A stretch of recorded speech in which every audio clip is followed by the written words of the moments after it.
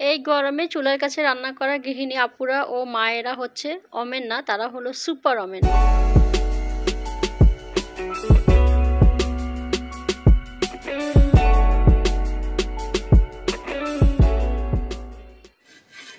আসসালামু আলাইকুম, সবাই কেমন আছেন? আশা করছি সবাই ভালো আছেন। এই যে সকালে উঠে আমার প্রতিদিনের রুটিন, এই যে রুটিগুলোকে বানিয়ে নিয়েছি, এখন হচ্ছে ছেঁকে নিচ্ছি। আর প্রতিদিনই তো আসলে রুটিটা বানাতে হয়। আমার মেয়ে হচ্ছে রুটি ছাড়া অন্য কিছু তেমন একটা পছন্দ করে না, তো মাঝে মাঝে ডিফারেন্স কিছু করি। তো ওই যে রুটি বানিয়ে নিচ্ছি, আর এখন হচ্ছে ডিম ভেজে নিচ্ছি। ডিম দিয়ে আর কি রুটিটা খেয়ে নেবো।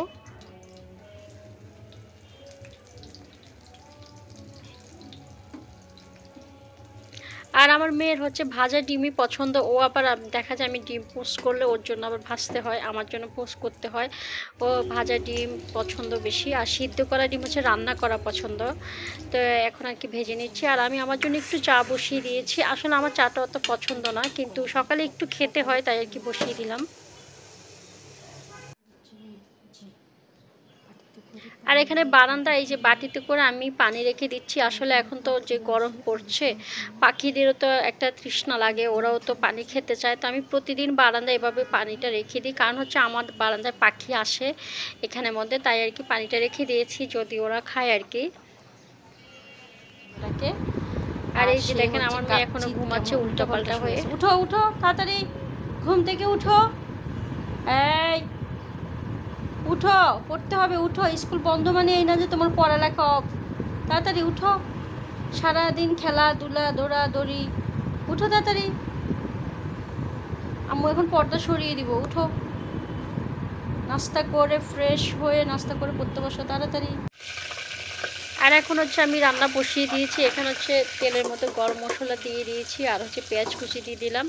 তো পেঁয়াজটাকে হালকা একটু ভেজে নিচ্ছি, এতে করে গরম মশলা একটা সুন্দর ফ্লেভার আসবে। আর এখন দিয়ে দিলাম আমি টমেটো কুচি, দিয়ে পেঁয়াজ আর টমেটো কুচিটাকে একটু ভেজে নিচ্ছি। আর এখন হচ্ছে আমি আদা রসুন বাটা দিয়ে দিচ্ছি। এখানে আমি 1.5 টেবিল চামচের মতো আদা রসুন বাটা দিচ্ছি। দিয়ে এখন আমি মশলাটাকে একটু কষিয়ে নিচ্ছি। আর এখন হচ্ছে গরম মশলাগুলো অ্যাড করে দিয়েছি। এখানে হচ্ছে হলুদ, মরিচ, লবণ, ধনিয়া গুঁড়া, জিরা গুঁড়া সব কিছু আমি পরিমাণ মতো দিয়ে এখন মশলাতে দিয়ে দিলাম। তো মশলাটাকে একটু ভালো করে কষিয়ে নিচ্ছি।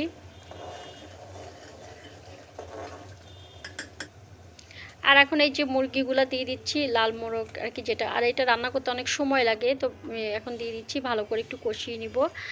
আর আমি প্রেশার কুকারে রান্না করব, তো প্রেশার কুকারে তো সিটি দিব, তার আগে আমি একটু কষিয়ে নিচ্ছি, যেহেতু এটার সময় লাগবে রান্না করতে। তাই আসলে এই গরমে রান্না বান্না করা আমাদের জন্য অনেক কষ্ট হয়ে যাচ্ছে। যেসব আপুরা গৃহিণীরা বা যেসব মায়েরা রান্না করে, ওনাদের আসলে অনেক কষ্ট হচ্ছে। কারণ স্বাভাবিক তাপমাত্রা যদি দেখা যায় 42 বা 40 ডিগ্রি হয় রান্নাঘরে, কিন্তু তার থেকে আরও কিছু বেশি হয় রান্নাঘরের যে গরম। তাই আমি বলবো যারা রান্না বান্না করে এই গরমের মধ্যে, সবার খাবারটা যারা রেডি করে তারা আসলে ওমেন না, তারা হচ্ছে সুপার ওমেন। তো কথা বলতে বলতে দেখা গেছে আমার লাল মোরগটা মানে আমি সিটি দিয়ে নিয়েছি 8-10টার মতো, তারপর আমি কড়াইতে ঢেলে নিয়েছি। তো আমার লাল মোরগটা রান্না হয়ে গিয়েছে। আমি লাস্টে এই যে গরম মশলা দিয়ে দিচ্ছি, কাঁচামরিচও দিয়ে দিলাম। তো লাল মোরগটা রান্না কমপ্লিট। এই যে এখন আমি বাটিতে তুলে নিচ্ছি। আর এটা খেতে কিন্তু অসম্ভব মজার হয়, সময় লাগে রান্না করতে, বাট খেতে কিন্তু অসম্ভব মজার হয়। তো মাঝে মাঝে হাজব্যান্ড পছন্দ করে, ইভেন আমাদেরও অনেক ভালো লাগে, তাই নিয়ে আসি আর কি।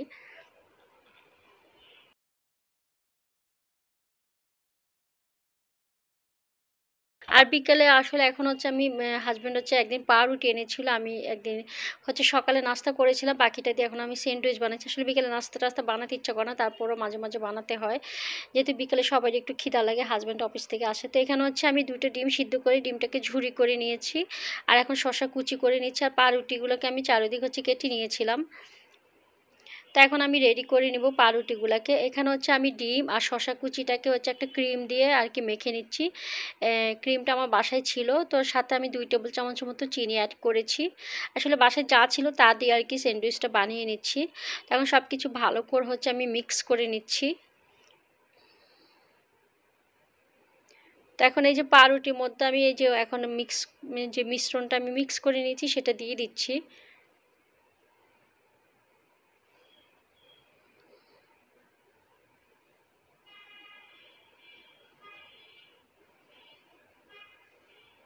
তো দিয়ে আরেকটা পাউরুটি আমি উপর দিয়ে দিয়ে হালকা করে চেপে রেখে দিচ্ছি। এভাবে করে আমি পাউরুটিগুলো সবগুলো পাউরুটি আর কি রেডি করে নিব। তো আমার পাউরুটিগুলো রেডি করা হয়ে গেছে, এখন আমি মাঝখান দিয়ে কেটে নিচ্ছি। আর মাঝখানে একটা কাঠি দিয়ে দিচ্ছি যাতে খুলে না যায়।